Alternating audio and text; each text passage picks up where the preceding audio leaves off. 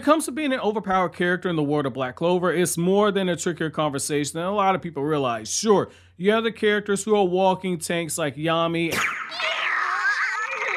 and the prime version of the Wizard King Julius Novachrono. You've also got people like Mereoleona who are downright so overpowered that they've become even scarier than some of the devils that we've seen in the Spade Kingdom arc. However, the overpowered characters that I like in this series are characters like Langris, the former vice captain of the Golden Dawn. Now, I know some of you guys are probably looking at me right now like, yo!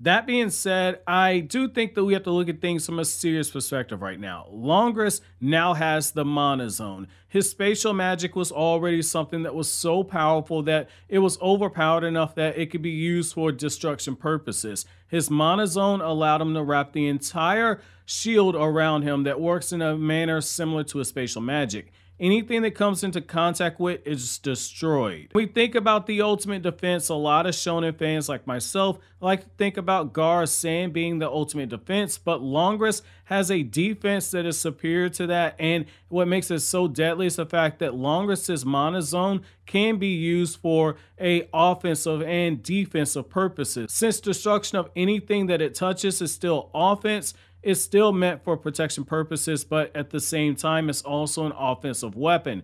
What we're seeing right here is a character not only break through his own limits, which is a running gag of Black Clover at this point, but we also see him use a power that readers such as myself don't have the fondest memories of him wielding that power in the past. He used that power against Yuno and could have did serious damage to Yuno during that time. And also, more importantly, when he fought against his brother Finral, Langris almost killed him during the Magic Knight tournament.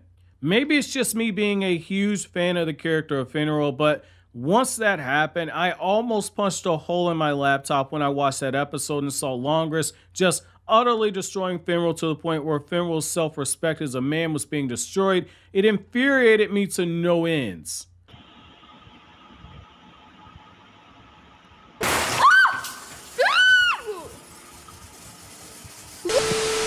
However, it's during this battle with Zenon where Langris and Yuno are fighting a desperate battle against an enemy who is far more superior to them in power that we saw a change occur. The Langris who we knew before is dead, and it's because of Yuno that this has happened. Before, Langris made it to the spot of the vice captain of the Golden Dawn simply based off of his own talent, his status, and his charisma to an extent. However, he didn't have that compassion, that natural leadership, and truly understand what it means to help people using your power in order to do so. There's a difference between helping someone because you're obligated to do so and actually going out of your way to offer help to somebody because they need your help and you genuinely want to help them out.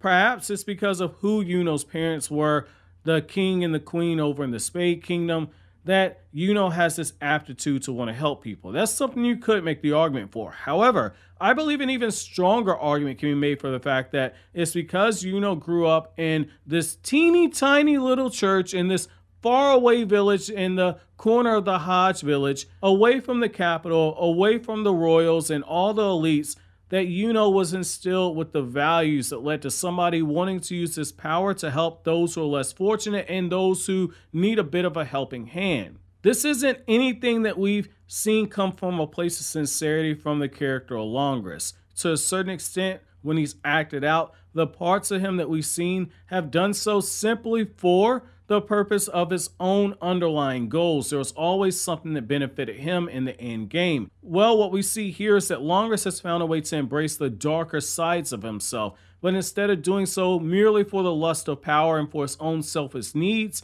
he's doing so in order to help out a comrade. Now, that's not to say that Black Clover is becoming too over-reliant on friendship as a power-up for the payoff that characters get when characters achieve these power-ups and transformations, something that a lot of detractors of Fairy Tail like to point to, which I do strongly disagree with. But what it does do, in my opinion, is it makes a signal to fans that Langris knows that in order to protect something precious to himself, he has to embrace the power that comes from being a monster. And it's not your fault, it's not my fault. It's both of us together that just doesn't work. So what if I'm the monster that's been here all along? Now, there's nothing wrong with embracing the darker sides to yourself if you're protecting somebody precious to you. There's no love lost between Yuno and Langris, but what's key right here is the fact that Langris accepted Yuno as the vice captain of the Golden Dawn, and Langris has been shown in the past caring for people who are members of the Golden Dawn by protecting Yuno, the vice captain of that very squad. Langris is also protecting the future of the squad as well. Yuno for Langris represents what he could have become and what he still has the chance to become if he's able to overcome the character flaws of his character. This battle against Zenon isn't about buying time for Yuno to use his brand new overpowered attack that we saw him use in this chapter, but it's also about allowing Langris to earn his redemption as a character, something that is needed so badly after we see him fail. After we see him fall from grace earlier on in the story of Black Clover. This is not about Yuno's new attack, the Wind Spirit creation magic, Spirit of Eros. That's not what we're looking at right here.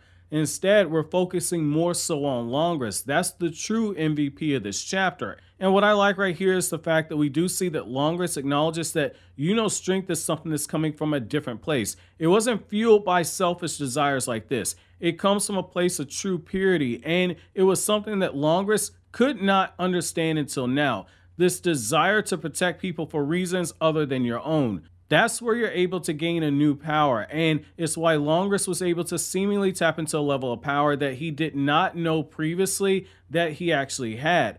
This is what leads me to say that the Langris that we knew before is now dead.